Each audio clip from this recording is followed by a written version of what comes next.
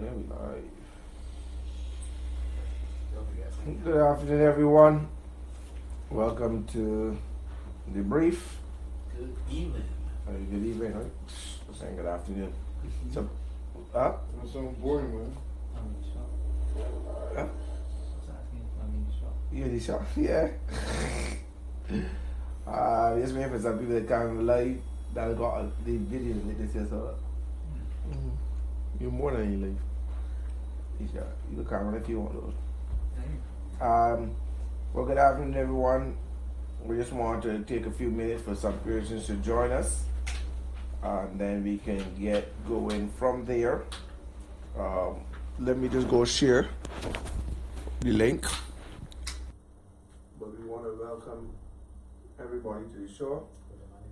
All the viewers, and we're gonna have a pretty good discussion today. So I just want to share with you page. So give us a couple seconds while we share to all the people that are waiting to watch us right now.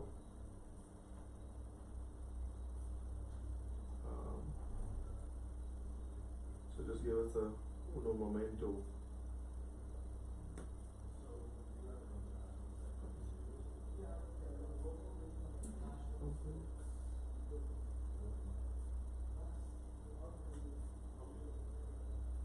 Yeah, we're gonna begin shortly as soon as we get the numbers up. Alright, so again, we want to say good evening to everybody and welcome to the DeBrief show. I didn't post it to my page. So we are just sharing the link at this moment. Alright. For people to join.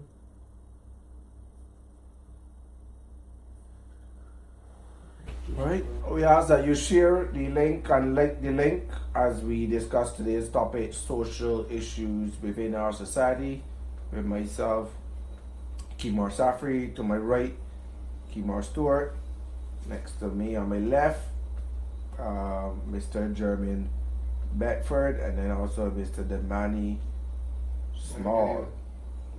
Good evening, and I ask that you share the link as well with anybody that you may know, and like our page. We ask that you like our page. Today we just want to I want to start with just we talked about the entrepreneurship spotlight and stuff like that. I want that persons with entrepreneurship and business come on the show and discuss their business. So we open up the floor to persons that may want to come and discuss the business, may want to share something that people need to know about their business. So we open that opportunity.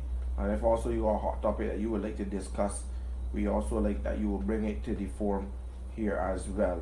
If you have a topic, you could email us or link us on the messenger on the page, and we can discuss anything.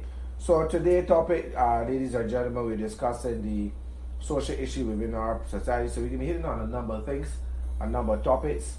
Coming up this week, we have Crystal Howell who will be on the show. We also have Fabian Sargent who will be on this next week, right? Next Wednesday. We have a number of other persons that are showing interest in coming on to our shows before we do a wrap up in September for December. Briefs for December, start back in next year or something. So yeah, so we're going to finish out the month of November and then come back in the year of January. So to give us a break.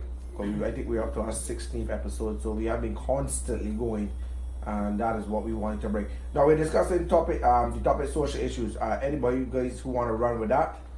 Anybody want to run with the topic that they're seeing as a social issue in our society today? Well, good evening, first of all. Social issues. Basically, my topic of interest this evening is the lack of interest, or I just say the lack of development in Barbadians of a whole. Why I say that is, if you observe the country in its current state, the country is more developed for tourists and visitors than For local. locals. What you say that? So I always say, I like the slogan Barbados for Barbadians first. Yeah. So if you observe some of our social classes, there's still a wide cross section of persons who earn under $300, $400 weekly, Okay. and the cost of living has not dropped in Barbados. Bus fare go high. If you have a car, gas is a tad It's bit really more expensive. Mm-hmm. In terms of investment in schools Yeah. and what's not, I'm not seeing schools up to the standards that we would like. Because there's still a wide cross section of persons still leaving school without qualifications. Mm-hmm. And then there's still a wide cross section of kids still not going on to tertiary level education, Yeah. and still not many of them are entrepreneurial as well. So then you still have a wide backlog of persons who learning up for low income jobs. Yeah. When you see that, on top of the fact that being an IMF program, Mm-hmm. you see in the rise of crime and the whole upheaval of a lot of social issues as the topic Yeah. occurring in the country. And in most IMF programs throughout the world, you see a correlation between issues like crime and increase of joblessness and more. You find that is happening in Barbados now though? Well, it may not be so visible, but I know from being out and and speaking to people and what's not, a lot more people are feeling the pinch right now. A lot more people. You mean as it relates to jobs? Yes. Yeah, I mean, like I agree with you there in the sense that I was doing some job interviews the other day, and I was looking for like security guards for the shelter, and you'll be shocked to see some of the applications that came in. I mean, applications came in from people that were master's level in psychology. Serious? Yeah, people that were working at jobs that wanted to know if they could get like jobs or day job or something extra. But some of these people were so extensively qualified. It's just that some people just want work regardless of what it is, regardless of how it is. People just want work, and I find that was a serious thing among people coming, and people don't really care. People didn't really care what it was. People just wanted to work. People don't care. People just wanted to leave their job. People want additional work. People want things. So I know that job hunting has been so drastic for a lot of people. Well, to add to what y'all are saying, I could agree on the part of the jobs, because I know a lot of, especially young attorneys who left school, left law school, and years ago you would tell your child, go to law school and come back and be a big lawyer in Barbados, right? But nowadays the reality is that you leave Barbados, you go to law school or even medical school, because there are actually a lot of doctors in Barbados who are able to work as well, young doctors. You go to law school, you go to med school, even engineering school, and you come back to Barbados, and the reality is that there truly is not sufficient economic activity going on in Barbados that would justify either the private sector or the public sector you getting a job. And I think that's the problem though, Jeremy. JOB just overwrote the job. People need to get more creative. Well, that's why he spoke about investment in our social sectors. So you raised the point about med school. Earlier times I know a lot of kids who were born at home, from midwives and what's not. That doesn't happen too regular in these times. So I think that we move a lot of our entrepreneurial skill out of our communities and into either government hands or foreign hands. But in regards to that though, there's a reason behind why nurses don't do that, and it still goes on in Barbados. but they prefer not to because of you being responsible for if something happens. Obviously, you won't have certain equipment apparatus at your disposal at a given time. Needs to be midwives. So yeah, so they are reluctant to do such. And if Obviously, anything happens, they will be complications. responsible. And as I said, you have the birth center here that does that kind of thing. And But they'll have a doctor on call, right? don't nurses who deliver babies in the hospital. I know, but I mean, I did birth The only way a doctor. a doctor delivers the baby, if the doctor the patient is a private patient, Okay. and the doctor is called. Even if the doctor is called, doctor didn't get any time, the nurse deliver the baby. Regardless. Regardless. So, isn't that ain't happening? Is that it can happen, but is a reluctance obviously there's a reason behind it. Yeah, but still, that could be negated with standards and what's not, because we're trying to build a social entrepreneurship spirit, right? And give persons who may be disadvantaged from not having a job within the public sector or private sector a chance to still be a part of the economy as well. Because a good if you have a vibrant society, a structured society, by extension you will have a more vibrant economy. Now, a lot of persons get it mixed up thinking that you need economic capital first to start, but no, you need social capital first to get a more vibrant economy. I want to make a point. You know, we're speaking about an entrepreneurship and social development in Barbados, right? Now, I can't talk about our parents, I gotta talk about our grandparents.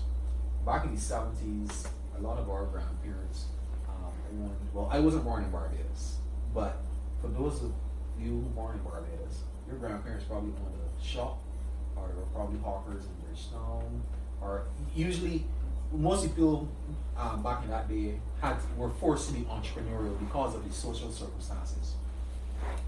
The government got independence from Britain, and the government decided that they were going to be the route of developing the country. But for some reason, developing the country did not include people being entrepreneurial. That was not the vision back then. So then came the instance where a lot of our people, when they went to school, instead of their parents saying to them, look, I got a shop, and when you come to school, I will let you come and run the shop and look to expand the shop and make it into something even bigger than what you made it into. Because remember, you were sending your children to school based on the profits you were making from that business, right? But a lot of people felt shame about those businesses, and they told their children to go out and go and study law, go and study. But could we? I don't necessarily agree with that. The elderly people were forced to be were entrepreneurial. But at that time, they wouldn't be elderly. They were young people. Or young people. I think that a lot back in those days, it was more of this was the only option for survival. Why you say you forced to be entrepreneurial? So while many people did what we like to call cut canes, there were certain people that were also given the opportunity, like some of the veg. Like if you cut this year, you could have some and you could go there and sell. So they were forced, not that they were entrepreneurs, but rather forced to the entrepreneurship because of the fact of the circumstance that arise. And just to continue from you say, back in those times, I guess when our government made the transition from a more, you would say, more manufacturing, more productive economy, from or more trading, more trade economy, and we would say the plantation economy. You made a transition from that to services. Yeah. And give extension, free education. Yeah. And then up to university and what's not. Now, through that, I think a lot of persons actually forgot their identity. Yes. Their social identity. Now, my assumption is that our borrower wanted highly educated people, yes, but to use that to improve your social standards and social classes, not necessarily to work for other companies. Particularly, no, Barbados, a good chunk of our economic activity is owned by foreign entities, countries like Trinidad and what's not. No, they don't only control like the macro side of the economy. They are now stretching into the micro side now. Yeah. So like things like the supermarkets, and then they stepping into parts like logistics, like trucking, delivery, conversion. And then they're owning the community shops now as well. Yeah. You understand? This is where we as Barbadians actually stepped out of the line of money to work the more. What I can put to you as well as this, and it's a discussion that I always have. I can't say our because I was not born in Barbados, but grandparents, and to this day it is evident. A lot of people say, "Oh, this house was built by my mother. This house was built by my grandmother." Right? So, for our foreparents came, they had the same shops. Like I said, hawkers, cane cutters. Some had little mini restaurants. So they came up, they used these businesses and they built the houses. They were able to send children to school. They were able more or less to survive on these businesses. The children went to school, and the parents more or less advised the children, "I want you to go into a profession." So, but that was never wrong because they know what it felt like to struggle to come up. No, but here. So you would not want that to be you. You always want better for each other. But here what I'm saying. You told your child to get into a profession. The child want to become a lawyer, a doctor, teacher, whatever the chosen profession is. Then the child comes back, like a lawyer. Then you are an entrepreneur. You tell your child want to become a lawyer. But part of being a lawyer is being an entrepreneur, because when you open your own practice, you still got to do your accounts. You still have to ensure that you got good client relations. You got to bring in business. You got to market. But the thing about the majority actually want to join to get a job. Right. But for those that don't get in a law firm, they got one do the one private practice. And hold on, a private practice is a business. So you have to more the same entrepreneurship that your parents were running you from is what you more or less do a 360. But not only that, what I alluded to is that even though you as an individual you running a shop, it doesn't mean you're successful in running the shop. It means that that's a struggle that you don't want to see your child go through. Very many you might sell 5 and 6 biscuits a day. That money is not a promised money. So you try to secure your children by saying, "Oh, go down to university and work because I'm more secure." But But remember, might I add, while your mother or your grandfather, your grandmother had a shop, it doesn't mean that they were entrepreneurs, meaning that a lot of them never had entrepreneurship training. A lot of them never had the degrees to follow suit in what they're doing. You don't necessarily need training. I was going to say that because you need like Mark Zuckerberg and Bill Gates, and then will tell you that the degree does actually diminish your value as an entrepreneur. But understand where you're coming from. Well, they never had that training. They can't put it into their children. That is more of some cases, a lot of the businesses we have in society today are hustles, not business. Because just like what you were saying there, why Misfit shop still the same way for 20 years? But I try to develop one here. She ain't selling no tuna, she only selling corned beef. You understand? She ain't doing the marketing, so she just waiting for the customers to come. So over the years, you can't hand that over to a child because you don't know nothing. You come up with a hustle. Yes, you had the opportunity to get into it. The biggest failure today for entrepreneurs. Someone here saying like audio is low. The biggest failure for today. Hello. Testing. Okay, no. Yeah, a little bit. The audio is better now, guys? Testing 1. Let me feel out. Yeah, I know, but I just trying to see the song. Testing. It looked art to me. All right. Yeah, sound better now. Alright, turn back now. So Right. That's Right. the Let your mark continue on Right. what you were saying. So I just saying that we adapt, and one of the biggest, as I said, one of the biggest was I was saying that I work on myself here in England and never had training. Alright, so I agree you was we're not talking about you. We're talking about coming up. We're from an older generation. So the older generation never really had anything to pass. One of the biggest failures for businesses, and this is what I want people like Wazagu to appreciate.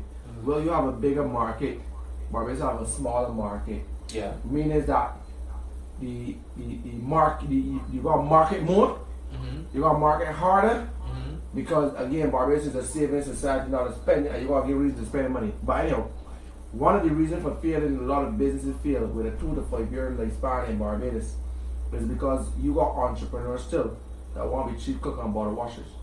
When Mark Zuckerberg started, he knew where his strength was. Yeah. That was in coding. He was the brains of the operation. The other guy was the brains that had the money. And he's who went out and get all the deals. Well, Mark was home coding.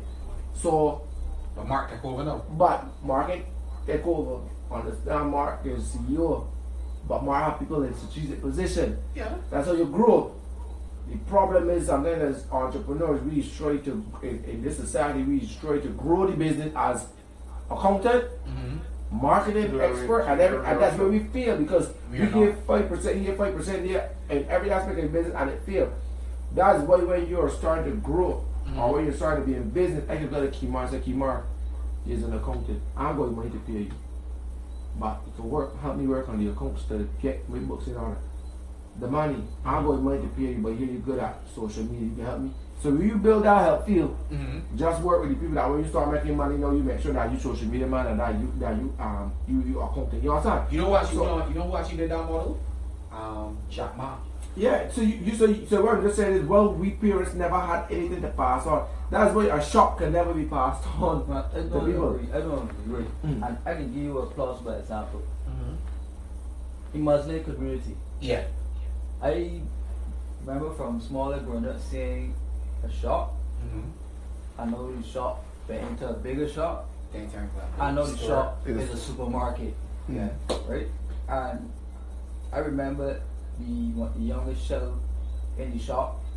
So he's an adult and he's running the shop. Yeah. And his little daughter is in the shop and she's who works in the cash register. But he went to school, right?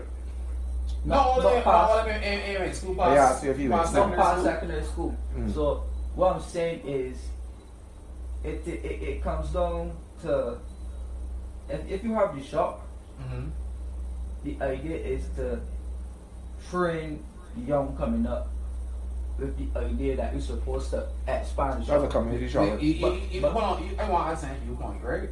But you finish the brother. Like, there are opportunities for Barbados to grow shops as well. You know, I used to say black community to grow shops as well, right?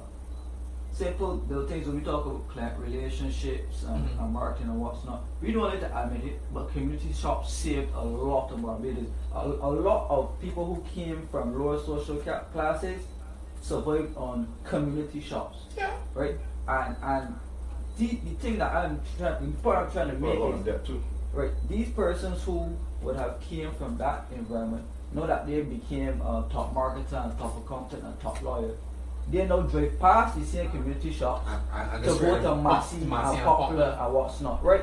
So what I'm saying is they could use their position to influence the growth of these shops and create economic activity in these areas. I want to add something to your point though. See the Massey's and the, well, not Popular. Popular started out about 14 years ago. So you see like things like Massey's, Carlton, even Max did in Eagle Hall, Brankers, Terrific Tiles. Alright? They got a few prominent businesses in Barbados today that those guys continued with from being a small enterprise, RLCO. Alright? Even Goddard's. Well, all of these people more or less started at a very small position in the 1960s, some in the 50s, some in the 40s, right? But they continued on with that business, and today they got mega businesses in Barbados, right? That not only, and you see, this is the difference, right? You start a shop, and you remember you were saying that you want to be chief cook and bottle washing inside your business, right? A lot of these guys realize, the original owners, they realize that I own a business, I can carry business to a point, but then I gotta let, as you said, other people come in, or if I got, and usually they will let other professionals come in and deal with certain aspects of business, as Imar said, but then their children, you will always groom your child to one day take over the business. And hold on, when that child takes over the business, then you try to bring in grandchildren and that sort of stuff. And if that doesn't work, then they establish boards. But then the business may not be run by your family members, but your family name carries on and remains ownership, because you appoint a board now as the business gets bigger to deal with the operations in the business. But I remember Shafet got bigger, in my opinion, bigger when Ryan took over. Ryan Halou. Yeah. He's the one who spearheaded, but he spearheaded because he had a master's in business and stuff like that. He went overseas to train. My thing is, notwithstanding, so what you're saying, not the DB sure what not is sealing gutters. Success, being self-employed, give you flexibility.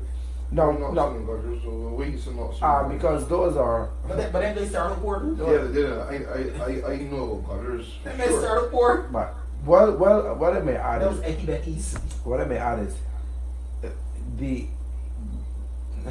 young businesses that we have of today. I dealing with them first before I got to these conglomerates. Does not have a lifespan past 3 to 5 years.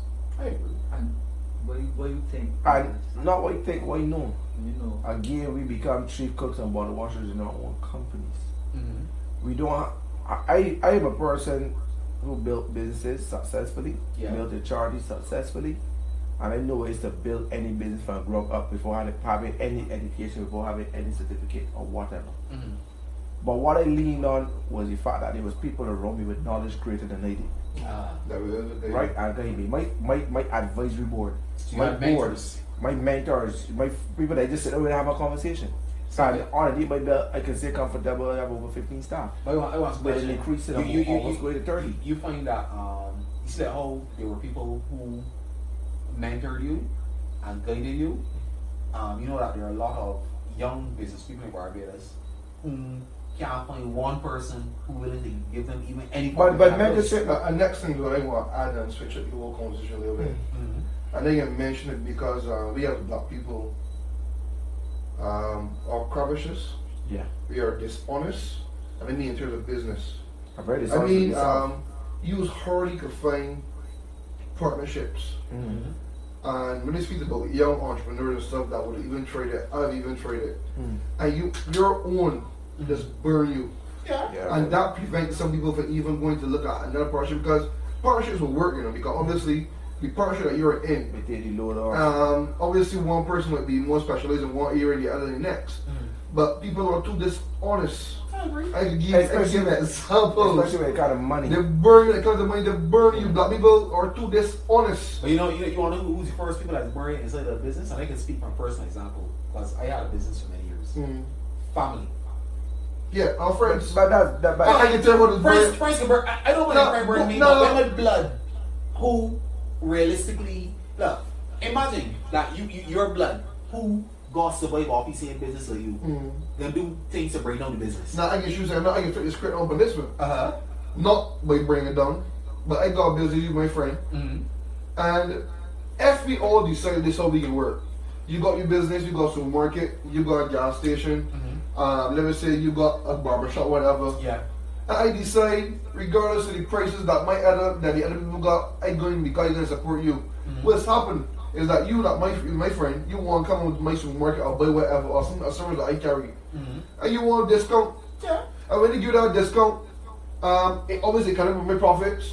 But then when all my friends and family come now and want a discount, I have problems. My business has problems. I always say the best way to do business with is people that in your family or your friends. I've had, don't only count them, countless businesses. I've now opened a new business, 2 new businesses in town, including a new office, right? Without partners. Okay. I've had a partner.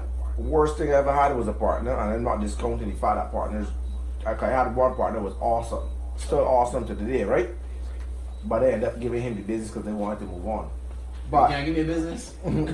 I reinvested in that business together, but he just said, "Look, I need to move on. I need to move on," and that's me. But there's some partners that are worse for businesses, and because you have to identify who you want to work with, and you identify. And the thing is, again, as black people, I find that, especially young black giddy head people like something like ourselves, don't have any structure, don't have any discipline. So again, like what the man was saying, you selling ice cream, everybody want discount. When you done look up for the end of the month, go out there, you done give it $4,600 in discount, and then that can start the next month. That can start the next month. COGS, you know, costs of goods sold. And then we go back. But my thing is that I just see that in the whole essence that businesses in Barbados could be, because I remember going to this forum that it said Barbados was supposed to be the entrepreneurship hub of the Caribbean by 2020, and that was underneath the Barbados Community Foundation. Barbados, how long ago this was? Barbados Entrepreneurship Foundation, sorry, through Peter Booz and those guys years ago. That news for years, right? Yeah, we were because I start from schools on India. Yeah, we were supposed to be, because Barbados was truly a hub, and truly could have been a hub, because Barbados have a lot of entrepreneurship-minded people. It's just that there's not a lot of entrepreneurship opportunity for people. No, it's not even taught in school. And it's not even taught in school, but that's where it failed. And that's when they come up with $20 challenge, and obviously... Come on, we talking social issues here, right? A part of the social structure of the family. Yeah. So if you don't have any entrepreneurship capital built in the family... capital, money? Not money, intellectual property, guidance, spiritual principles, all of these things coming together in family. Now, if you look at a lot of the family, I would disagree, but I would disagree to agree. If you look at the family structures, I agree to some extent. If you look at the family structures in Barbados, this is just calling it like a well numbers, but a good set of families don't have a parent. One parent is missing, the other parent is working. Yeah. And then there's a kid, 2, 3 in the house and what's not, and these kids have to grow themselves, watch a lot of TV, and do a lot of things that don't really improve the knowledge outside the school. Because we all know what school teachers. I think that picture that you just put a family is actually off.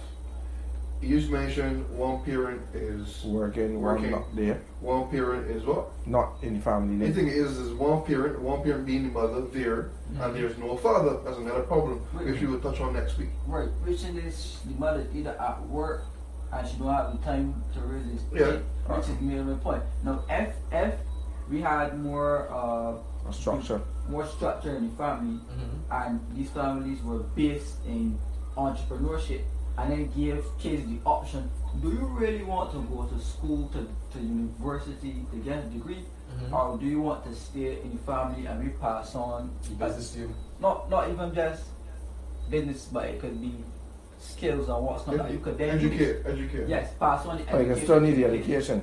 Right. Yeah. So what I'm saying is the family units of itself, the whole schools of themselves, are doing kids an injustice, because if you look at it, from the time you're born in school, and then the amount of time that we have with our parents, the time the kids use are not being used to teach anything. No. But you can only teach. Remember, you can only teach all you know. Don't touch on that point, right?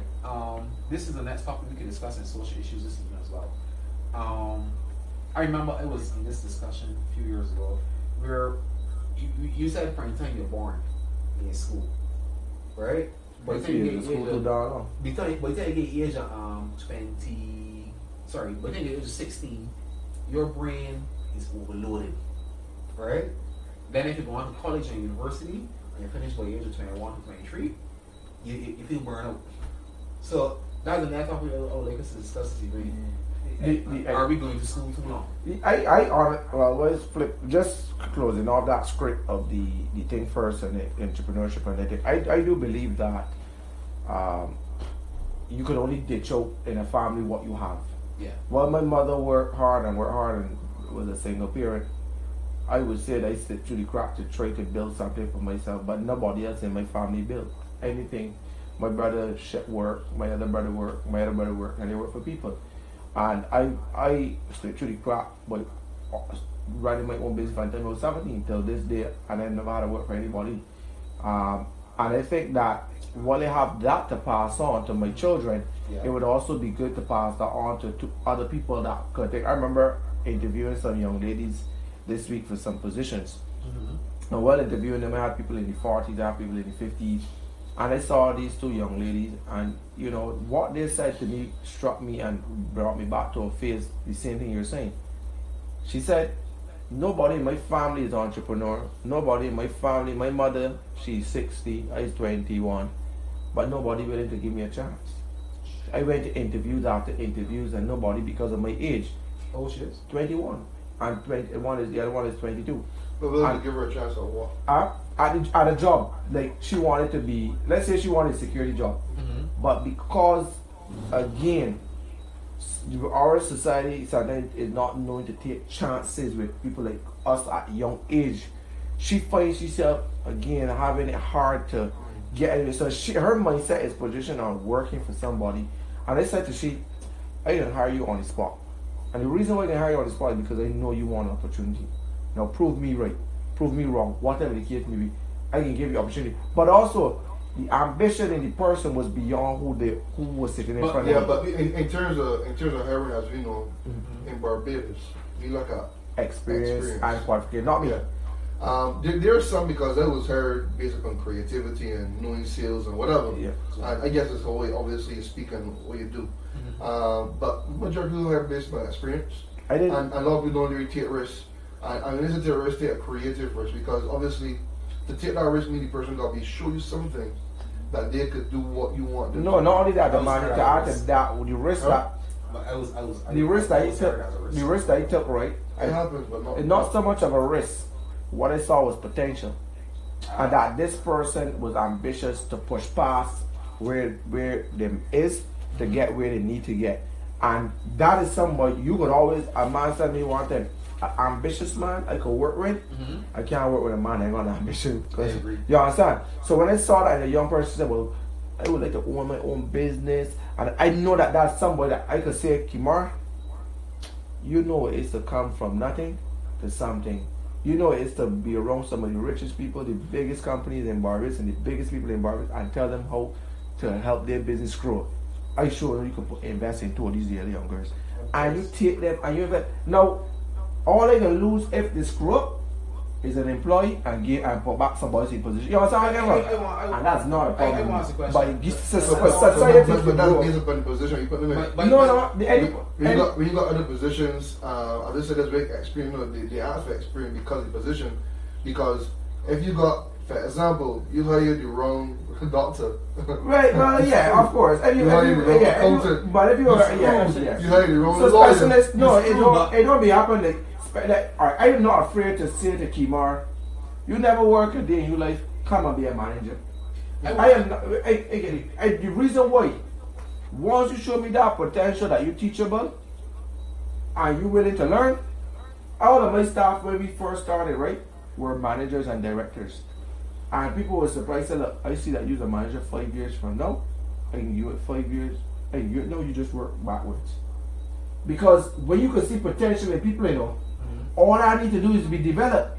If you see a kid put a thing drawing, you say, boy, you good boy? Or you over here young, a little child sing, and you know that little child, he's so good boy with a little bit vocal training, boy, he be boss. You understand? And favorite watching me, favorite will know. You put that child into vocal training, and you put that child into all the kind of training, that child's a bomb. So all you have to do is see potential and work with potential, you know.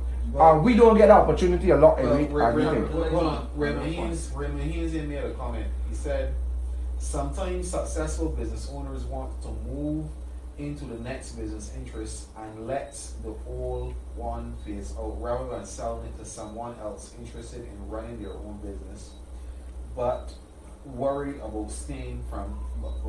I assume he's saying starting from scratch. The money. You said you know that to take a risk. on people. No, I didn't say that. I said other people just do. Right, Right. but I'm trying to develop the point. My understanding is that is the general culture of Barbadians and Caribbean. Not everybody, every country in the Caribbean, but a lot of Caribbean people are not risk takers. Let's take a look at our financial system.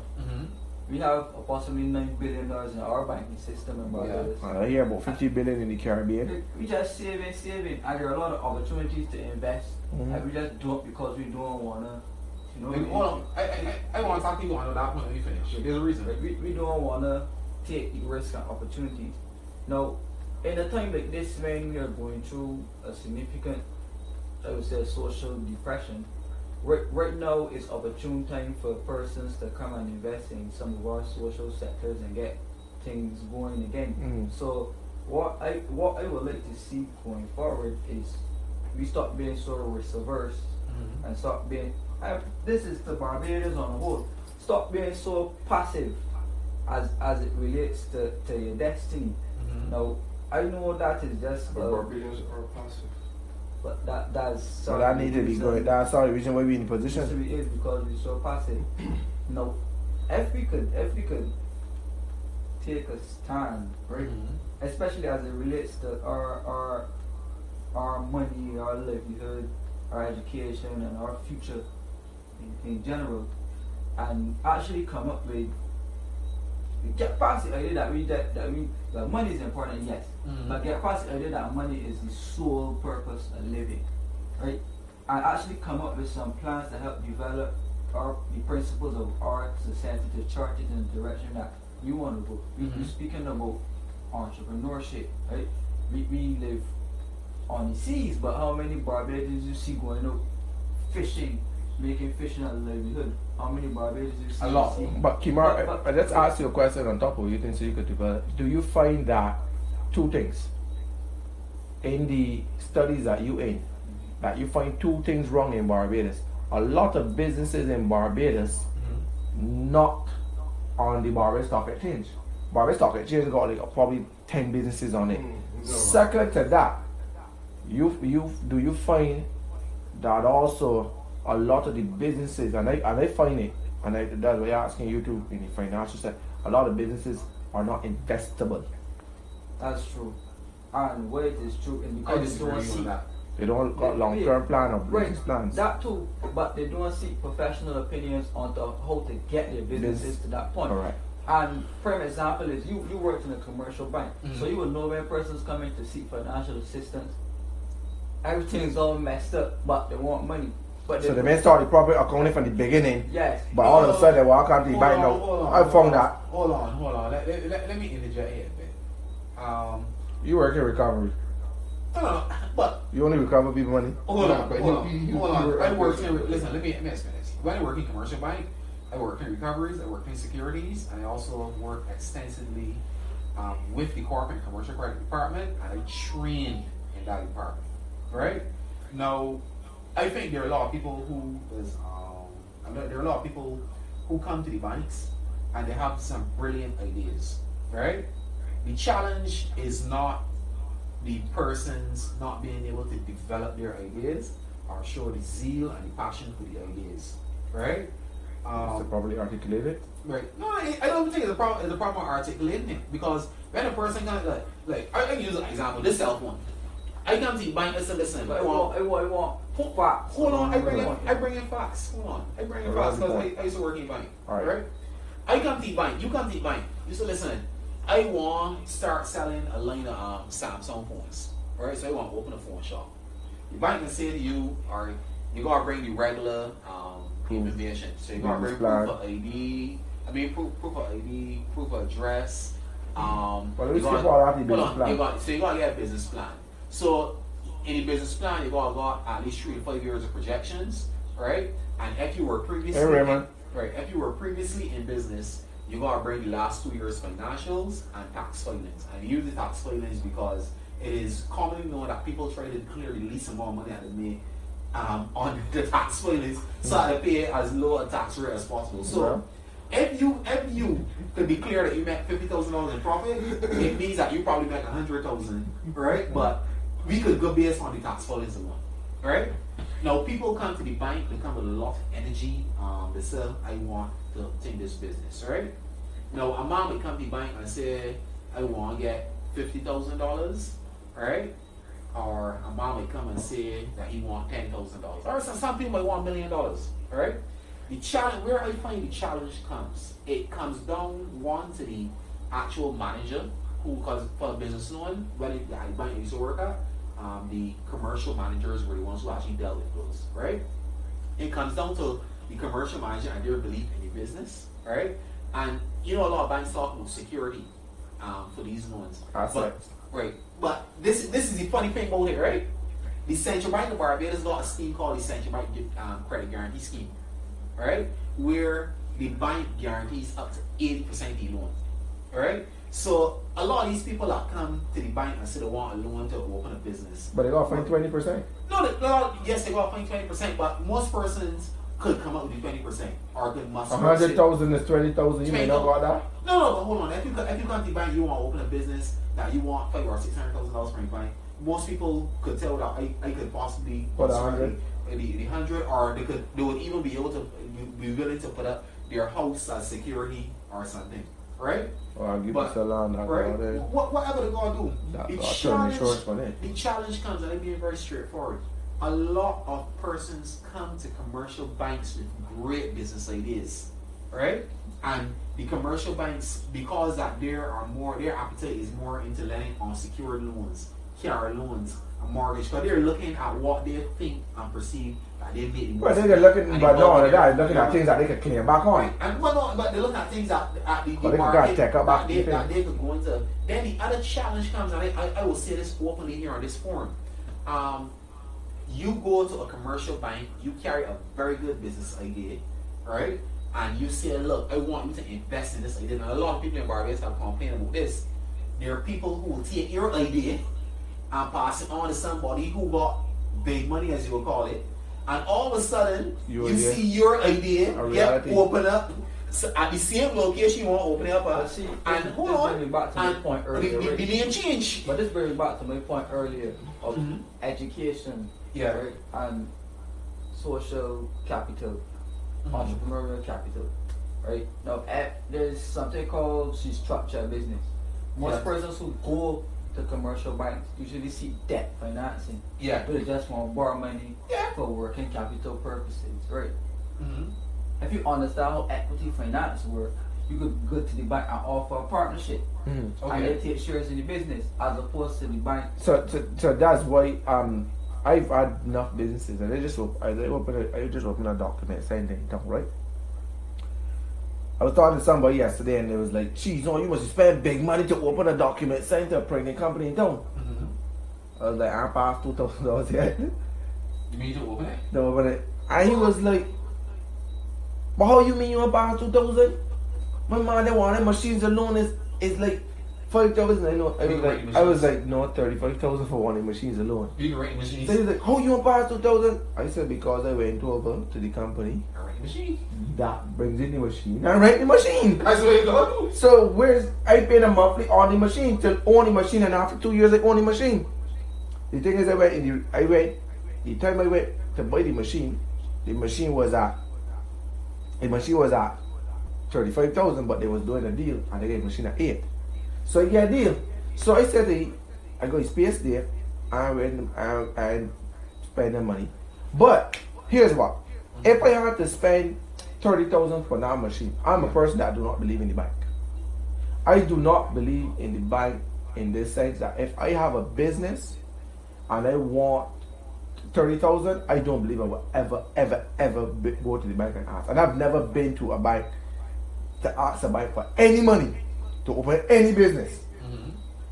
I watch Shark Tank, and I learned that if you take the right steps in your business, you can't go wrong. I agree. If you incorporate your business, and I got the money and I share my vision with the money, I said, the money I'm looking for 30 grand, I would like to give you a bond, or I'd like to give you a shares of $5,000. Give me 5,000 with a guarantee that you make about 10,000 in 2 years, 3 years tops. The money said, what, 5,000? I go to you, I got a you, I got a you, I got a you. And I got shareholder investors in my business still giving me a large percentage because I give away, by the time I get that 30,000, I just give away 20%. I have a 70% majority shareholder. That means I can sell 20, 30 more percent shares at a later date. Or when I get bigger, I say, look, you buy that 5,000 over later, but you are 10. Yeah. You move back and you because when, as you said, when you take your ideas and you go here, people just take you, just sell it, give it away, all that thing. Find a circle of people, whether it be a family, even if you get family that willing to invest in you and you give them share, because once you got a lawyer and you tell you got the right channel, you can't go wrong, because once you're a lawyer and everything is binded in court, the only thing obviously can file for bankruptcy and everything gone. But at the end of the day, you go that route, that's business. People like to go, I found that in this society we live in, that there's not a lot exploring by entrepreneurs before getting into a thing. So people think that as I want money, you got the bank. As I want fast loan, got the fast cash. Got the bank. People don't think outside the box where they say, look, I'm trying to learn the business, because there's a simple book that Damien John from Shark Tank wrote. Simple book. It's only about 12 pages, and all it teaches you was the acronyms basically of everything, and the acronym and definition of everything you need to know business. What is let's say is DTD? What is DD?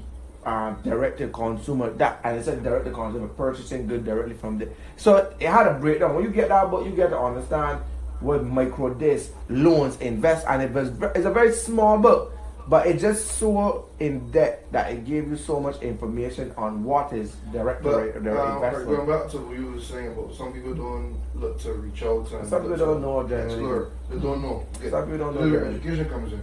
So it also goes back. Yes, it's not being taught in our education system, because our education system teach you how to want a job, being just over broke, job. Just over broke. Just over broke. So in the sense of what you mentioned before, in terms of the family now, your family comes in. Because in my experience, my father, although he always had a job, he was also entrepreneur. He always did other things along with his job. I mean several things. And I tell you how I came in, it was family is important. And a person that you know that have a business sense or business ideas are related, is important. Because when I was in college, I mean, when you went there, began power for the first time, I had a sense that all hell breaking loose here now. Barbados in trouble. I had that sense, and it started. I had a fixed deposit to come in, bam, fixed deposit made no sense. So my idea was, okay, what can I do with money that obviously matured? Fortunately enough for me, my uncle. Hold on, you had a fixed deposit at a commercial bank? Yeah, it was a Caribbean commercial bank at the time. Right, and on a savings account. Hold on, the government dropped the They had dropped the interest rate. So basically, it didn't make no sense, and nobody in Barbados going to fixed deposit. So and you were in charge of that fixed deposit too. Broad Street men, husbands. But hold on. Hey, whilst you criticize, I can be fair here for a minute, right?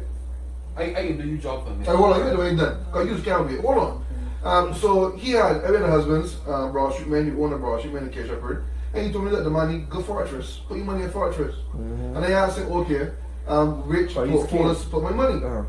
And after he told me where to put my money, I went in, I had a meeting with him, and then I decided to put my money in 2 different portfolios. Now, the mutual funds. Mutual funds just all up, shoo! With the Democratic Party in power. Went down. So you lose something? But, yeah, I lose something at that time. Now, I would have split my portfolio into 2. Although mutual funds went down, the other went up. So, over the time, as it is now, I even checked out the last night, both actually making a profit. So things have got back up to where it is. But how much people had an uncle, a father, a friend to go and ask about financial advice? If they had anybody to ask, where would they be? But in particular, though, not the part with the Democratic Party and what's not. If in reality, in elections around the world, all around the world, we use Donald Trump. When Trump comes into power, or when Trump's utters something, the market will fluctuate Based on what Yeah. you based say. on what he's saying. yeah, And, correct. so when the Republicans in power, the stock market will behave one way, and the Democrats in power, the markets will behave one way. Barbados had the investor confidence Right. for about 10 years. Right. So usually investors behave based on policies of The a party, right? Mhm. So if investors believe that the policies of a particular party is not in their best interest, they would navigate their funds according to. So, Or save it. right, even if you could make money if the market comes down or up, you know. Yeah, but I mean, like, don't forget Barbados Because the had thing the about it, investor because it confidence. went down. I listen, when I was in college, so it wasn't burning money. That was money that I had put down already. Actually, money was in Clico. I took the money from Clico because they get S, that Clico get full. So I got that money and put it somewhere else. So in instance of that, the thing about it is that you're gonna know somebody or you know people that could advise you. Because when the market full and you have money, you can then invest in mutual fund because the value of the fund, the value of the stock at the time would obviously be lower and it'll be cheap.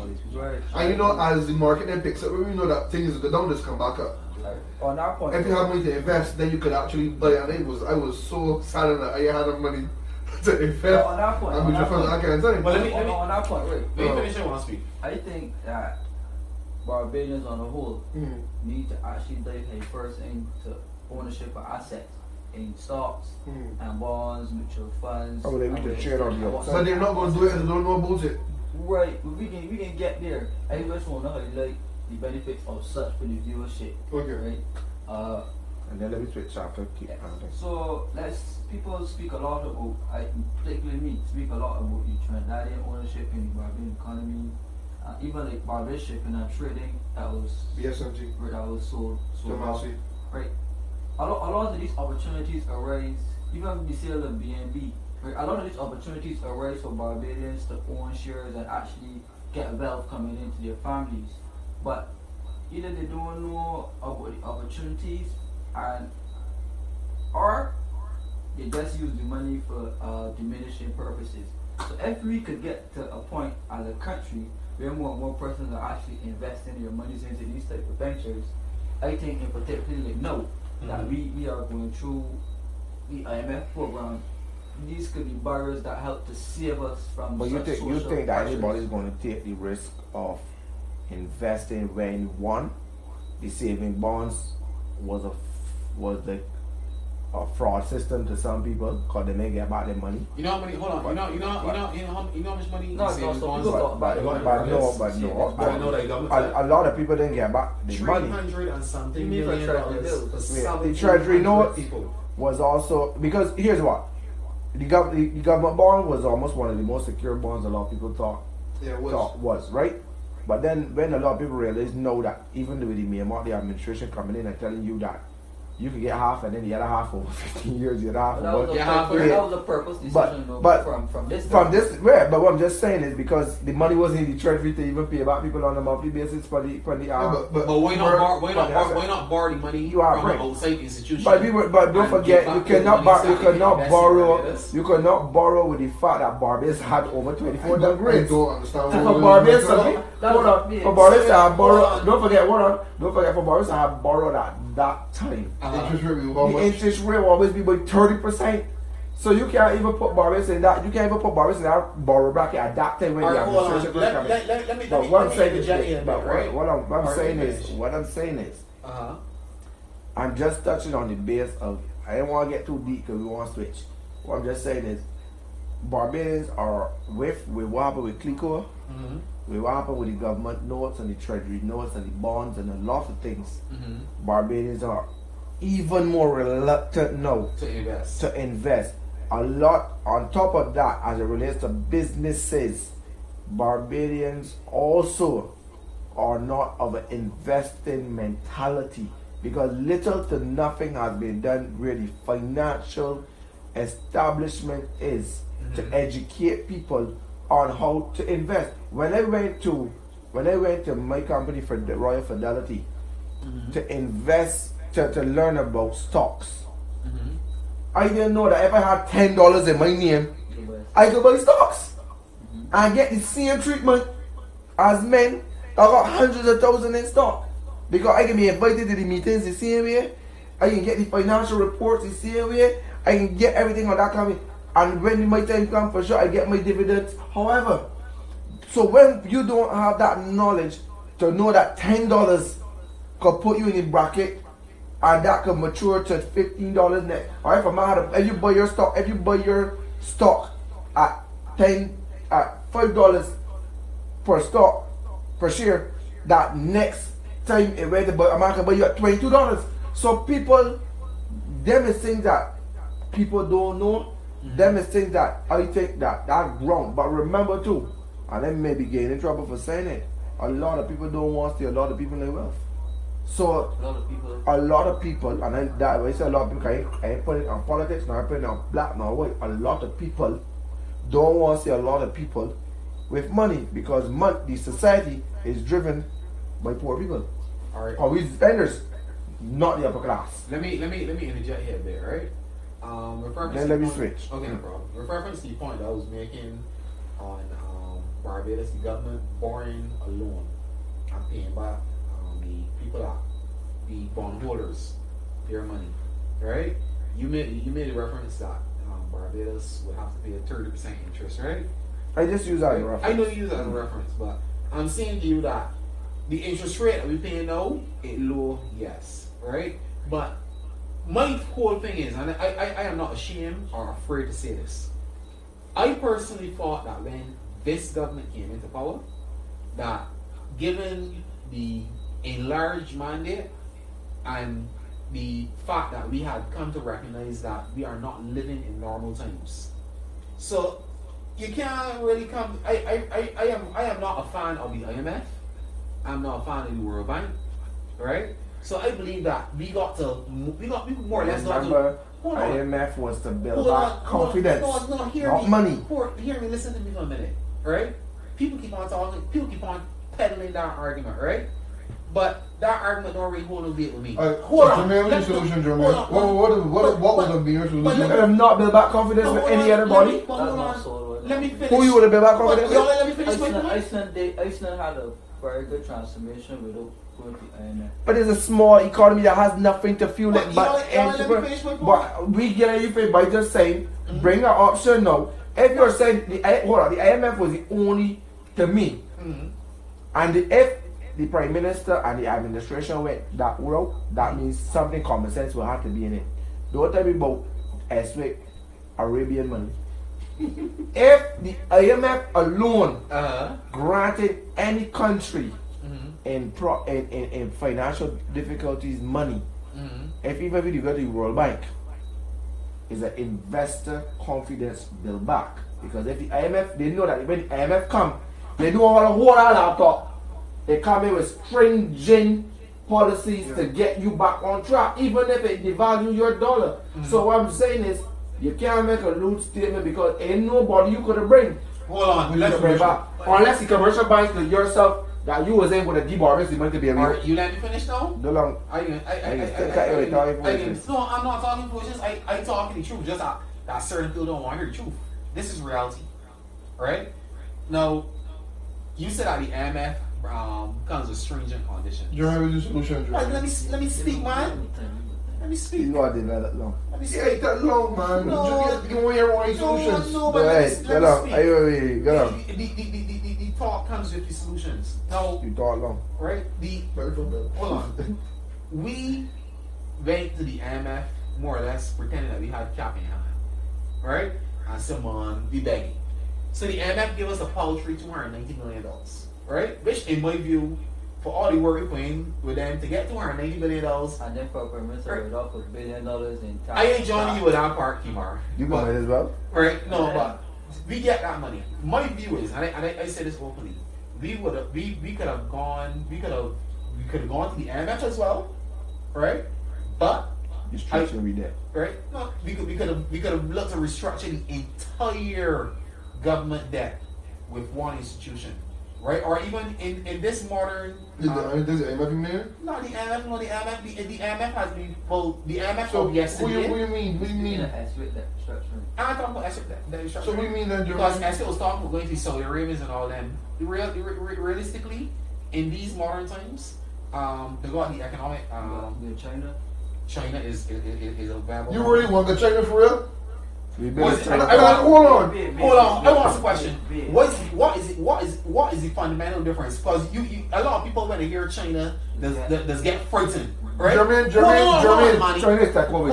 I know you know all these countries. The Filipinos want to take over your port. You can't pay. What you can do? China is that way your port when you can't pay them. I don't want you butt on the bush. We didn't even get real here. What you can do? Hold on. You want the China? Hold on. Before after that show, I carry on, right? I want to say you, right? You go to the same IMF and World Bank. What's the main policy that they just preach? The import? No. What's the main policy? What is the main policy that they preach? The IMF and the World Bank. You tell me. Privatization. But you can't say. Right? No, yes. Can we negotiate our own deal? Hold on. They preach, and Kimarian could back me up. They preach privatization. So the Chinese will come to you and lend you money.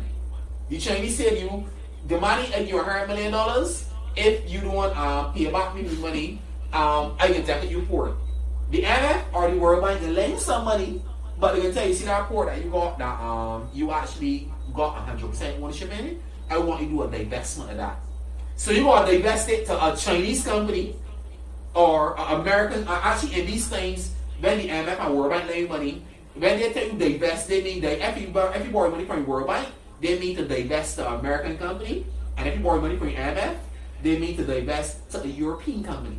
Because I don't know if you know the history of those two institutions, but there's an agreement where the Americans will run one, and the Europeans will always run one. Okay, so do they also state which country was divested?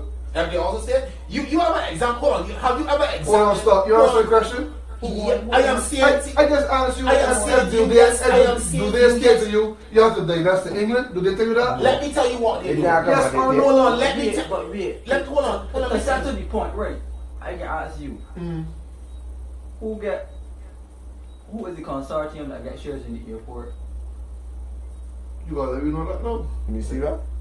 What do you mean? I'm not talking about. You talking about here? I'm talking about the airport. If y'all been following the Minister of Tourism, and I know. Okay, do some research and find and out. Then we will get back to the point of who dictates what. Because if y'all didn't know, right, part of the airport operation has been stoked up for a company. Yeah, we were told that. That's $120 million. Which foreign company? Okay, you do the research. So you don't know Kimar? But do the research. But you know where you want to hold on. Because you bordering on the point, right? This is to support your point, right? Yeah. About the IMF, under IMF program, they have to privatize some entities and they're entitled to divest. Now, you trying to argue. But it's based on recommendation or not to do. But they tell you to do it. But your recommendation you can't negotiate. But no, but remember, we have to be fair to this IMF program. Barbados negotiated its own terms and conditions. But Greece negotiated on terms too? No. So did Ireland? So did Argentina? It was recorded. It was recorded that Barbados was probably one of the first countries that did that. I was able to record, to broker their own deal. There was deals that even when an early newspaper article came out and said that we even said no to certain things. Because remember that a policy, the bus fare was one too. Because in the last recommendation, as I saw, the bus fare was supposed to be $5. So do bear in mind that IMF don't come in and set nobody policy. IMF is coming with a record of policy passed through Parliament. So there's come and there's thing.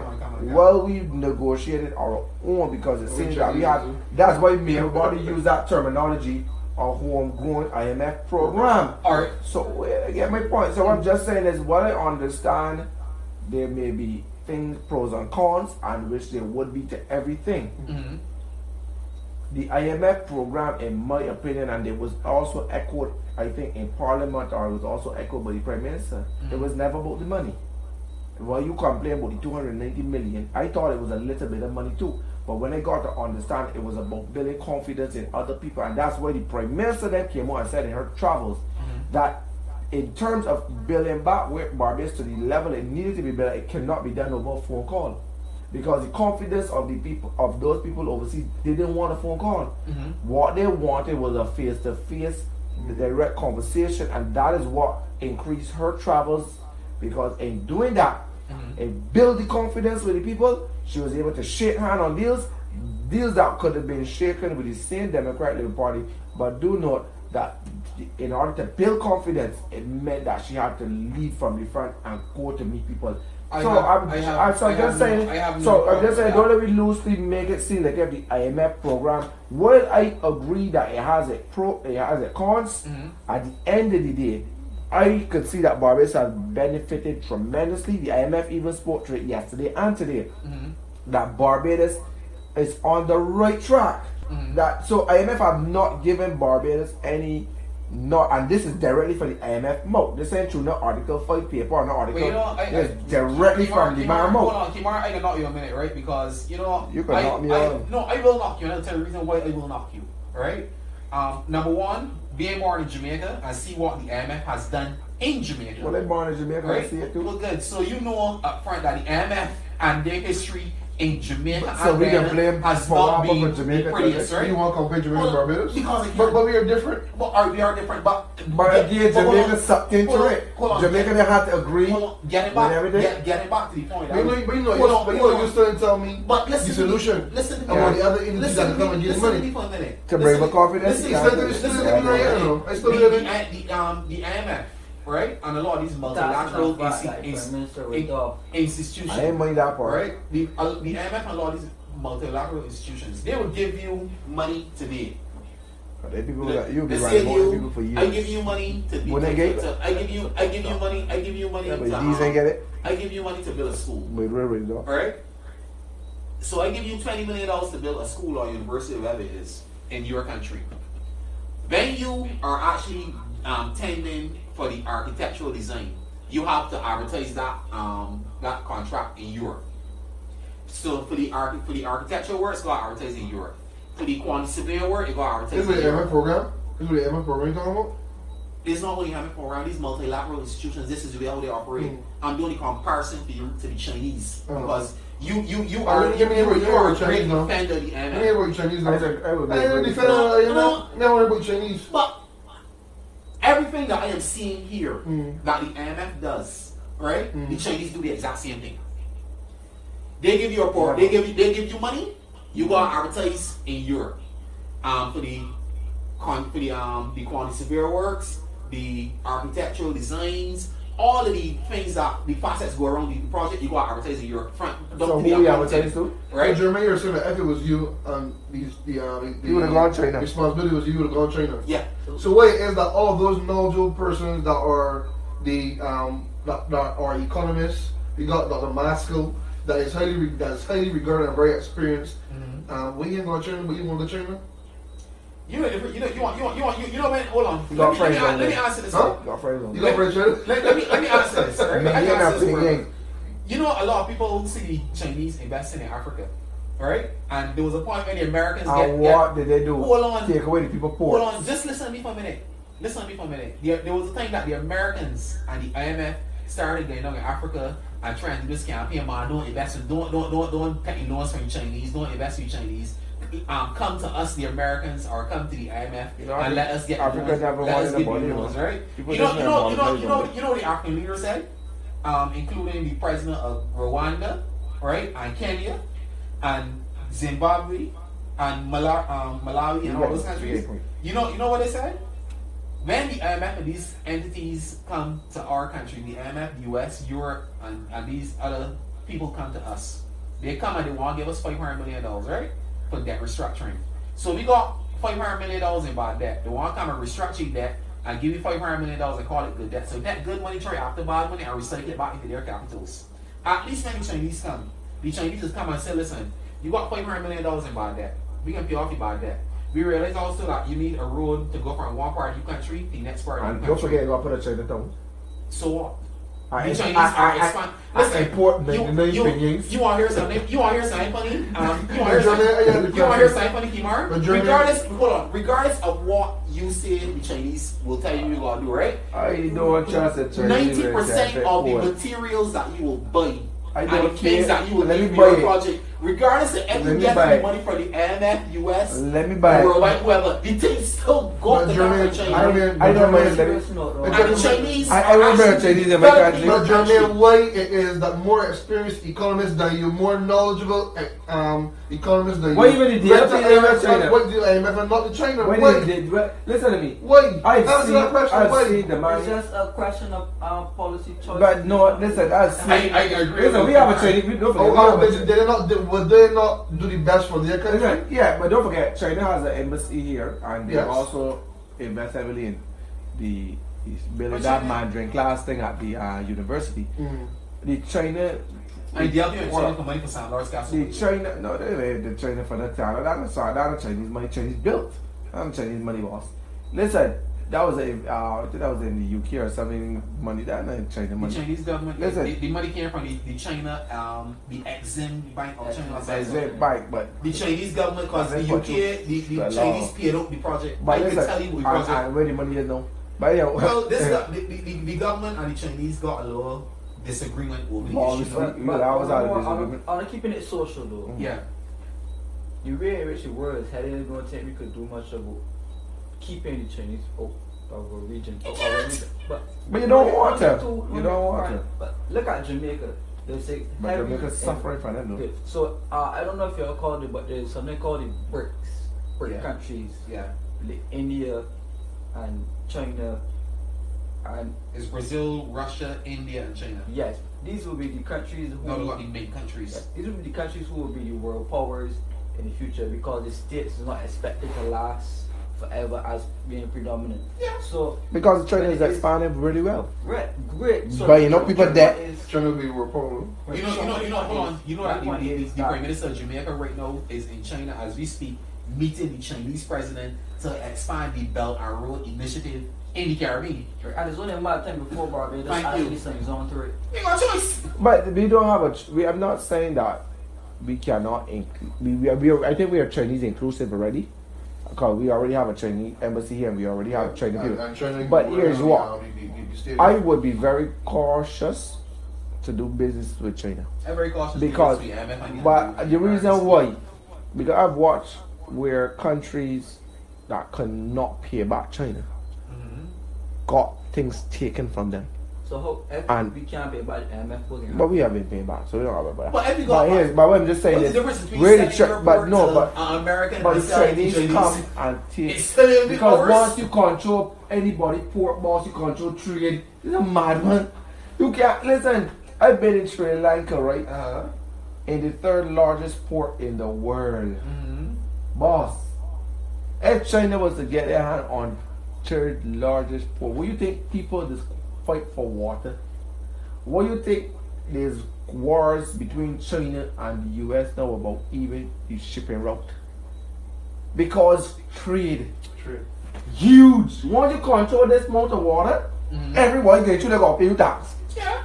And you ain't got the choice but to get you that water. So if you deal with zero over here, you out the bad sea. With Saudi Arabia. So that's why And Saudi Iran, Arabia, Israel, all and that, Bruce. once you got trade. So China have always played critical role as it relates to port of entries. Because port of entries, especially shipping ports, are the key. Hey, Barbados, remember Barbados was in the, what you call the little ship But twist? wait, How America does shipping. dominate? How America does dominate ports? What America does? America don't really dominate ports, man. America Yes, dominate. no. You know what America is do? America is build military bases near your place and let you know we control this area now. Alright, wait. America just gonna save you from what? I think though, especially in regards to China, right? We still have our bigger countries. We Yeah. still have this small man mentality, small country mentality.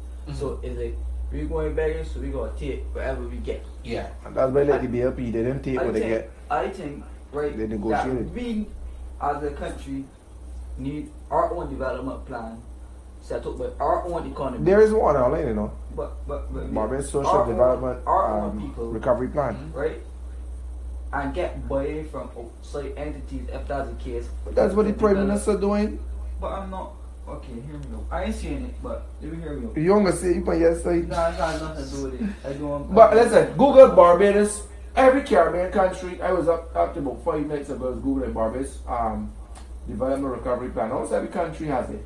But I think that the Prime Minister, and I will kudos to she, has been doing a very good job. Not and might I add, not only for Barbados, but for the Caribbean, has been vocal, and she's also seen now as one of the powerhouses in the world. Because when me Prime Minister, speak to any issue, people stop and listen. Correct. Because she doesn't speak about self, she speaks about inclusion, she speaks about development, she talks about... You know that's enough for any leader of Barbados, but we didn't have that for We last 10 didn't years. have that for the last 10 years, but also the fact that she's standing up for the small state. We're that Barbados and countries like Barbados not seen in when you talk about climate change.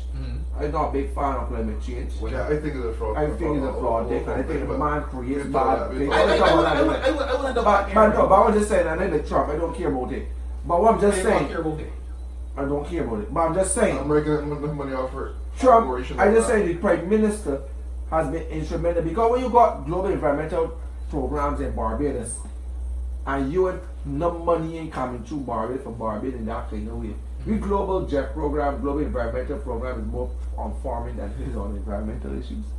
So I'm just saying the Prime Minister have done an excellent job in bringing the investors, bringing the people, talking to the right people, but also lobbying for this country and this Caribbean. I want to add to that point with something that I only learned the other night. Where's that your name? No, look. This is giving credit to the Prime Minister of Barbados. For what? Right. Well, I always give credit to Prime Minister Barbados, and if I have to say something that I think in a democracy you got the right to speak out. No, fair enough. Right, so I ain't here to glorify the Yeah, democracy. even if you can talk shit. I hear the thought. No, it's straight to you, but it's reality to a lot of people, right? The other night I was on Facebook and I was talking to one of the government's chief advisors, economic advisors, and they made the point that when we build the Hyatt and these other projects are supposed to be coming on streaming Barbados very shortly. One of the main features of those projects is going to be that the government is going to be offering, not the government, the investors in the project are going to be offering, I believe, part of the project for local ownership. When they said local ownership, I don't mean Investors. so that people that got $1 million can go and invest in it. The local ownership can be persons that are investing under $10,000, $5,000. So average Barbadians will get to. And you got, instead of like you the money, Like me and Kimberly, but not you. well, not me, because I ain't got none at all, right? But Your house, we market your house. average Barbadians could take that $5,000 or $10,000 that you got inside bank sitting down and gaining no interest because the interest rates are zero, and they may not want it all, but you can say, you know what, let me put $2,000 in the higher and see if I can get a return on this investment. My problem though, I got problems with that. I'm all for I don't have an issue. I think, hold on, that's I'm a all way. for tourism development. I'm I'm all for tourism development in Barbados, but I think we gotta get past the idea that building hotels is like you're building a hotel with the insight of growth. Yeah. But I don't think building hotels will bring tourism development or economic development as intended to go forward. What would I you think do? I think You gotta find a way to do that, boy. Bring the right. I think because I Our look tours at are the fact that our tours are regulars up though. most It was up on them, so. most Don't forget Barbadians. Sando's giving a lot of people business. My point is most Barbadians can't afford to stay in these same hotels. But they're So not I built don't for It's us. not built for you. Or let's give you a staycation. They're built for us, they're built for Sometimes in down Because- season, because nah. Don't get me wrong. I'm not knocking. In down hotels. season, you could get $100, $200 and go sit at But the I'm not hotel. knocking hotels. I say I'm not knocking hotels. My issue is I want more development for locals, right? When you say more development, what do you mean? Okay. More so jobs for them. Not jobs. I look. All right. Let's just say we should have more local bed and breakfasts. But that's what Airbnb's for. They got a lot. You ever went on Airbnb and see the amount of local people that got their properties? Yeah, they do. advertised on Yes, there? But they what come I'm to- saying- what They even I'm- got one for the years. Yes, but what I'm saying Seriously? is, I What you want want.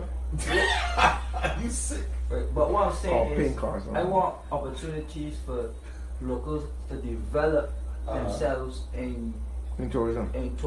Yeah. So as opposed to bringing Hayat and all of those things, what I would like to see for areas like the East Coast, in St. John and St. Joseph and what's not, I would like to see some type of health related. But you got put a policy around that. The reason why I say you got put a policy around that, right? This is just as how in today's society the taxi man crying out. Because when the taxi man was saying, what the taxi man was saying is that a lot of the big coaches and this all inclusive package where you get shipped from the airport. Cause remember back in days when you come out of the airport, you could have catch a taxi in the port. Yeah. Now you got like big tours, Suntours, Foster's tours, give you this or picking you up at the airport, dropping you to the port. So the average man can't get no work. Yeah. On top of that, you know that was happening for years. On top of that, people are selling their own. People create like I remember funny enough, adventure tours and island safari. I found it strange that they were both owned by the same person, and that tied into Suntours.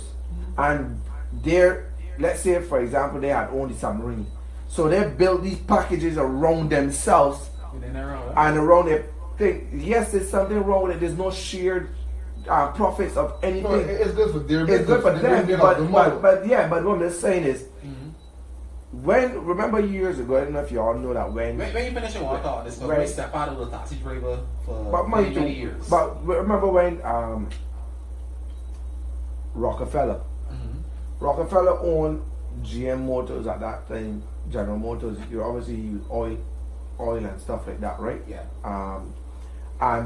But he owned Rockefeller. Let's say he owned Rockefeller Industry, and this created control oil and control everything. But when the new, I think it was Roosevelt, came to power, like based on correctly with the president, he said you're a monopoly. You're conglomerate. You own, monopoly means that you own everything, right? Right. He owned everything, and the man said to him, no, I can break up these companies because you get all the profits. The man became the richest man in the world. You call it antitrust. So the man said, no, it can't be that you gotta do everything going through you and break it down. When you break up your businesses, right? It was no more one Rockefeller. He had to have several businesses and what that created was opportunity for men to say, well, I could get into General Motors, I could get into electrical, but it made him a very rich man still. But at the end of the day, there was no monopoly. When you have businesses, and this is where policy needs to protect poor, when you got people saying that they own all of this, but the average man can't get nothing from truth. So if all right, I was talking immigration this time, and it was a third immigration, they got with somebody that want to hire somebody to come in Barbados and work, and they was like, does this job if this job exists in Barbados, if this portfolio could be filled in Barbados, that person can't come here and get a job, a job thing. So it's protected internationally coming in, that if I want a cleaner, I can't hire a cleaner from the States to come in because that's a job that could be given to a Barbadian. Sure, because the immigration department gave out 5,000 work permits for some jobs. But I think but don't forget those. Those were signed through things like Sanders and them from the people and up and down. But what I'm just saying is, just like how immigration could come and say, if that job could be found in Barbados, then that work permit cannot be granted or may not be granted, right? The same way that when you have businesses in Barbados growing into conglomerates or things, there must be some clause within policy that says it has to be able to outsource the work. Just like you can't go up on a job site and hire 100% Ghanaians. In that regard, you have to put Barbadians. In that regard, Jermaine made the point, antitrust. Yeah. In this side of the world, our antitrust laws are weak, and even if they're there, they are not heavily enforced. Because to take the fact that we are a small society, you got to take into consideration the fact of corruption and bribery. Before you go into I think you should let the audience know what is antitrust. Well, he just defined it when he spoke about the breaking up. Basically, when he was speaking about prevent companies from getting unfair advantage. You mean like Kieran Rudders? No, Kevin Rudders, it won't be. It's not congruent. Because Because they got themselves. Let's just say Like the power, maybe you could see it. F Not necessarily fault. Yeah, they're only down there university for the You first see what Kieran Rudders before, though. Not Kieran Rudders, you saw already know. Kieran Rudders before. F-Line and the cell decides to collude. That's the problem. Right? It could be antitrust thing. That could be antitrust. That was like Flo and Lem in the beginning. Yeah. So that was Jamaica rejected. If they decide to want to merge, the FTC would jump in and say, hey, this is not possible because this is creating a monopoly and what's not. Mm-hmm. Or if Digicel decides to shut down now and Lime has all the shares. right, Yeah. and then Lime starts to expand their markets into all areas of Gap the prices and all to make things. sure that all competitors are actually boxed out. That is an antitrust issue. And then the FTC will come and have to regulate and say, hey, you cannot enter into this side of the market because you would be unfair in any other way. Like the power, don't forget. It's not owned by the same owners that they came in with. Yeah. But don't forget, like the power was a big one with it. But know that with Fred Abrams and then talk about energy in terms of that, they're not the only but they may the only but you could sell you energy too, and that they break up a lot of them and even they too are welcoming other players within the like industry. You know, I got not Eden's Kimar. I got not Eden's for one thing that y'all did when we were in power.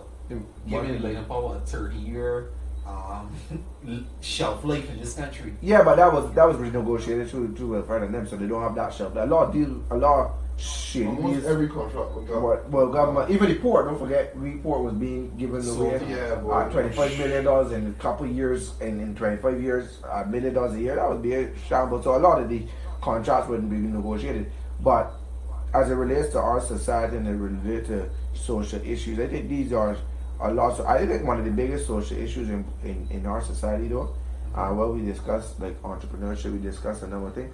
One of the biggest social problems in Barbados is the problem that a lot of people don't know. What's that? A lot of people don't know anything. Oh, okay. A lot of people don't invest in knowing.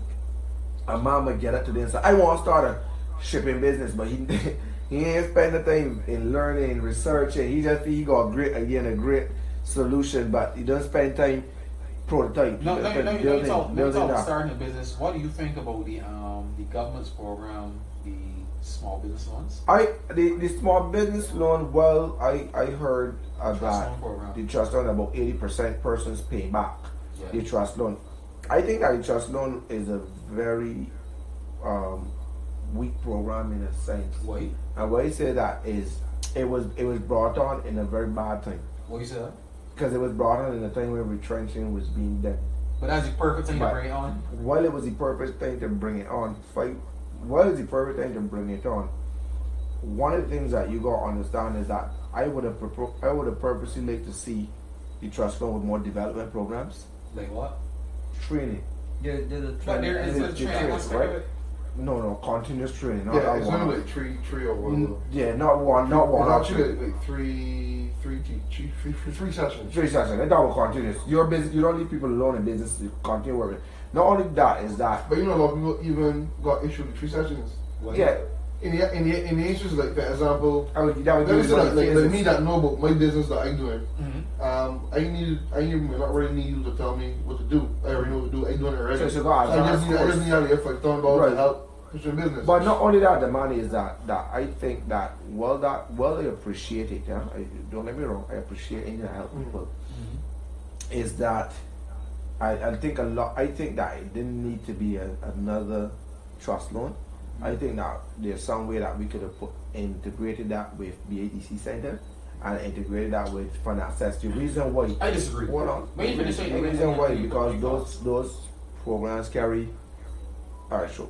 We're in wrap up. The reason why those programs carry BDOs that can help you develop your business. BADC is very strong in terms of BDOs, incubating programs, what's BDOs for business development officers. A lot of them don't know nothing about business. But that's the point. But they help you. But they're not. BDO don't know need to know anything about business. What BDO need to do is help you develop a business plan, help you get the money. Because more than likely, when you develop proposals or business plan, people have to break them down for you to pass on to the higher. So in community program, where I think a lot of people can get more access to spaces and stuff through the BADC program, where I think that there should be a revitalization of a lot of the BADC buildings for people to use for manufacturing purposes and stuff. So I think that while that is done, and I applaud the Prime Minister for the first stage, I think that there's supposed to be a second phase now that could really push business, and also where I think mentorship should have been an asset in there to see that those people that are borrowing money are developed, because they know just like the bank. Yeah. People are gonna say that they want money to buy a house and they go buy a car. People want things and they don't want, and I know a lot of people that tell me, that they went for the money just to pay off loans. So at the end of the day, they just pay back. I know people that says that they fake a business just to with the trust loan program from money. You just made a point that people borrow money. You just got to bring it to pay off loans, right? But I don't think the money goes directly. They don't give cash. What?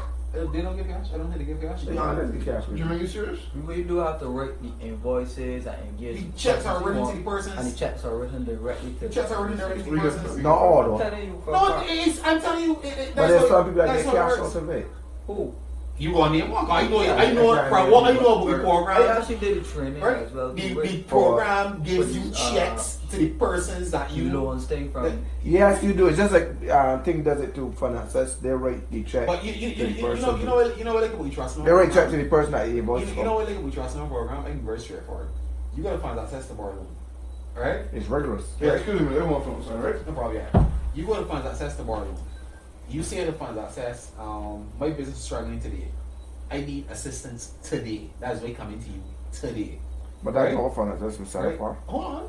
Fund access keeps you waiting for between 6 months to a year before they get back to you. No. But you think fund access get back to you? Because you're not borrowing $1 from Fund Access. You're borrowing access. You could borrow an access to $250,000. But most people. Come on, you can't walk in that. You can't walk in your bank and tell you bank you money today. No, hold on. Hear me. I'm not saying that you can get money from a bank one day, but you can get money from a bank. If the bank is interested in lending you money, burns that you know, if you have to put a mortgage in place, the bank can get a mortgage. Actually, the way all the banks operate, from the moment that they have the actual title deeds, they can advance you the cash. So they don't even have to wait for the mortgage to be put in place. Because as long as you hold the title deeds, you hold the charge. Right, but that person coming in with already assets or technical hold against. So that's all fair. I know they call it a deposit of deeds. That they actually but that's guaranteed money or guarantee, or you can bring your life insurance and get the money up. And get the money. Right. You know, but what I'm saying is, funds access to me was taking too long, and their procedures you're the only boy asking for money. Was it was just archaic. The trust loan program. What I like about our program, very straightforward. You went into them. I didn't get one loans, but I recommended a lot of people to go to that program because you decided that you want $5,000 to start a business. You identify the business that you want to start. You get your invoices. You identify your space or what you want to do, and you. I just confirmed that yes, it's checks, and also K-Shopper has signed on board, so K-Shopper is not giving a K-Shopper card, and I put the money in the card, and obviously you buy using the K-Shopper Visa. So that means excuse me. So good night. Keyword leaving.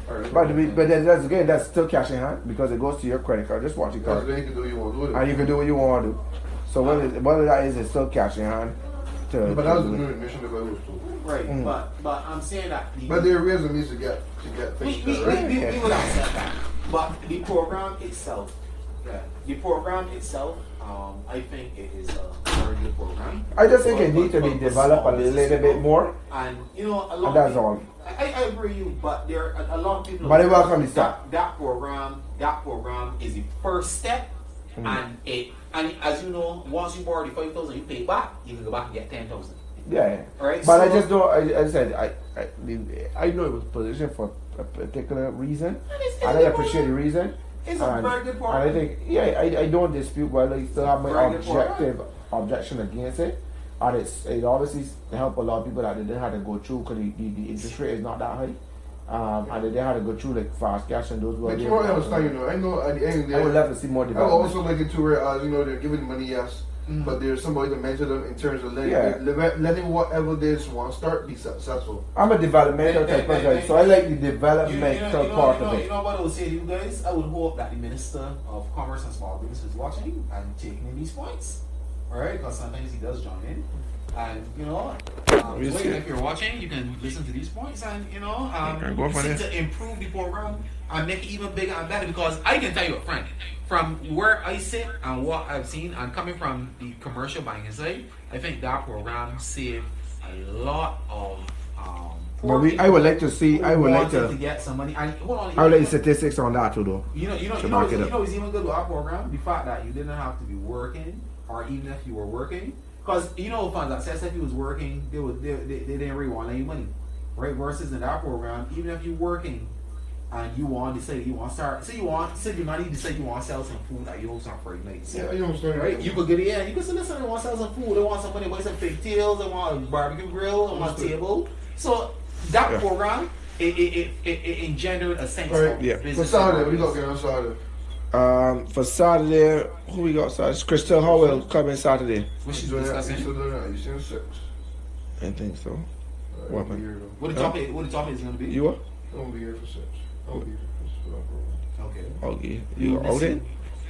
What the topic is going to be? I gotta get she topic, but Crystal Howell is on this Saturday. Also, I want to encourage people to go to we've now started a new app with the government. It's called GOB Listens. Which is a new app that you can go and give ratings about government agencies that are engaging customer service. So, for example, we have immigration on there. So, if you have interaction with immigration, you could go and leave a star rating. You could also leave a comment. You could also take a survey on them. Okay. The questions are on the app as well. It's GOBLISTENS, Government of Barbados Listens. How recently this was started? It's an app that I've been in development with the government for a while now, for just over a year.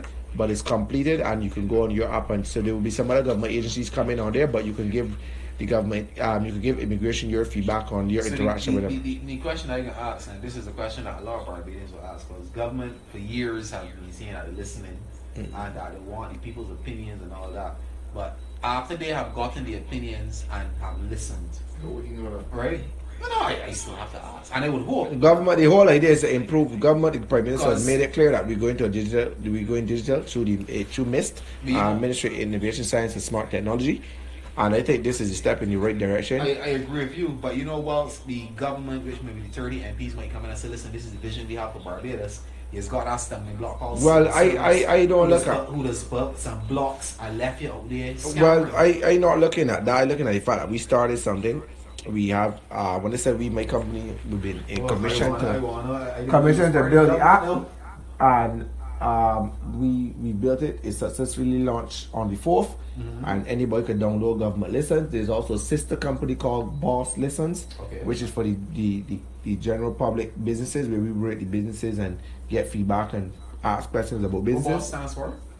Boss, the boss of a company. Boss Listens. Okay. Right. So Government Listens, Boss Listens. So you can download any of the app, Boss Listens or GOB Listens, and don't forget also to download the Beijing Alert app, which gives you alert about missing person, wanted person, tsunami, school closures, airport closures. It gives you hurricane warnings.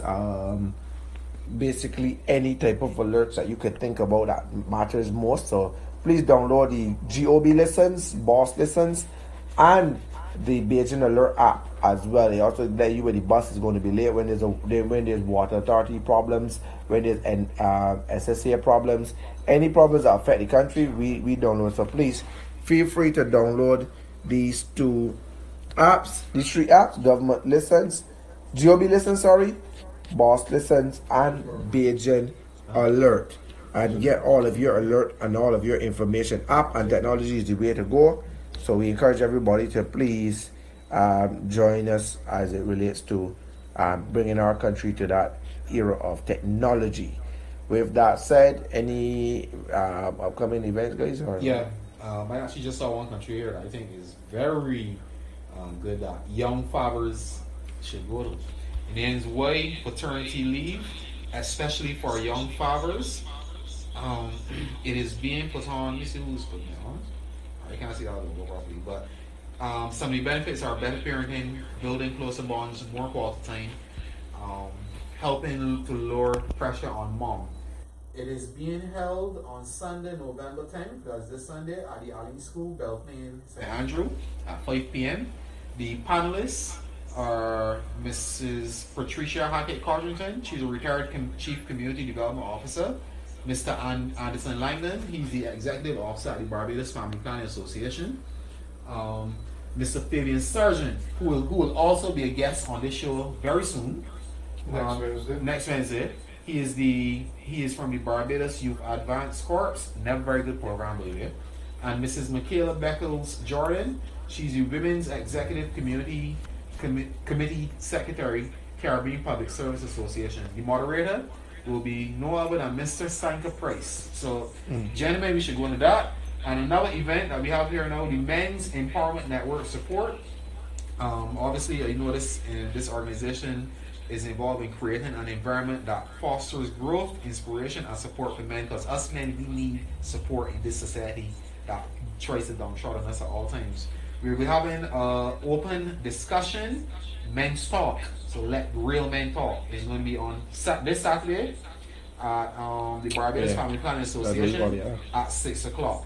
So I would encourage all men in Barbados to come out and, especially the ones who tune in and listen to DeBrief on a daily basis. As long as you're in Barbados and you're free on Saturday evening at 6 o'clock, go down to the Barbados Family Planning Association and engage in this thought, because you don't only need guidance for the older men in society, but you need to guide our youngsters, and we need to grow our men and make sure that they're strong, because our men are our future. They're men's as they're there to basically champion the cause of men. Yeah, the other thing I want persons to do is another app that came out recently that one of my friends introduced me to. It's called Safe Zone. Yeah. Safe Zone is a brilliant app idea. It was conceptualized by Sean Clark from Supreme Council for Personal Development, and they brought out a Safe Zone. It's an app that you can report bullying, you can report anything in school that is people bullying persons and stuff like that. Report Germain, yeah. Definitely. So Safe Zone, download the app, Safe Zone, one word, and be able to tell your children, when they have persons bullying. Is an anonymous platform for reporting persons that bully you in schools or bully you in the workplaces, but mostly this was organized for school children.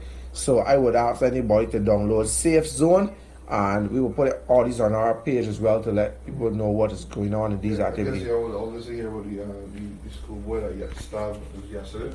And the schoolgirl that get beat up for things that we talked about. Yeah, so bullying is very strong out there, but there is an anonymous platform for you to be able to tell people about what is going on. So I would encourage anybody to download Safe Zone. When will this violence in society end? I don't think it can end just so. That's another topic. We need to look at that, and we need to get some people in for that. I probably try to get police in and talk about that. Young people need to realize that this is not the way, man.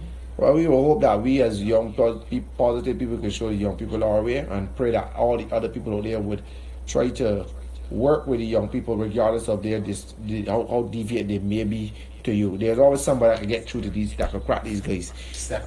Yeah, lovely girl. With that, join us again next Wednesday. No, Saturday, sorry. My humble apologies. Join us again Saturday as we bring Krista Howell in, and we have a topic on a various number of things. She's a financial person. On Wednesday, we can have Fabian Sargent, and then we can also have Kwame, who's a PRO for men's. Both of them coming the same day. Yeah, on Wednesday. And we have Saturday following week coming. What are we Marshall? Tune in Barbados. Just Cammy. Just Cammy. Okay. Yeah, next week is Men's Week. Men's Week. Okay, great. So thanks for everyone for tuning in. Again, please like us, share our page, follow us so that when the show comes, you can know. But until then, have a blessed and wonderful evening. Bye from the DeBrief team. Okay, good night. Good night, guys.